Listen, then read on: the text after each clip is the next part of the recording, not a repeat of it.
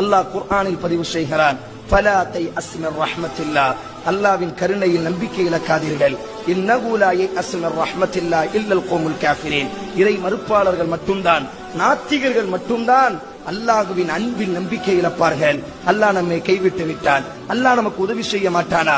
நமது தாய் மரணித்து விட்டால், நமது குழந்தை மரணித்து விட்டது, நமது கணவர் மரணித்து விட்டார், இதற்கு பிறகு நமக்கு வாழ்க்கையே இல்லையா என்று நாம் யோசிக்கக்கூடிய பல தருணங்கள் நமது வாழ்க்கையில் வரலாம். காரணம், ஒரு முஃமினினுடைய வாழ்க்கை அல்லாஹ் சோதித்துக் கொண்டே இருப்பான். இமாம் முஸ்லிம் பதிவு செய்கிறார்கள், நபிகள் நாயகம் ஸல்லல்லாஹு அலைஹி வஸல்லம் சொன்னார்கள், ஒருவன் மூமினாக அவன் தன்னை இணைத்துக் கொண்டால் அவன் மரணிக்கக்கூடிய வரை அவனினுடைய உடம்பிலும் உயிரிலும் பொருளிலும் குடும்பத்திலும் அல்லாஹ் சோதித்துக் கொண்டே இருப்பான். யார் அந்த சோதனையை பின்பற்றி பொருந்திக் கொள்கிறார்களோ அவர்களுக்கு அல்லாஹ் சொர்க்கத்தை வாக்கு தருகிறான்.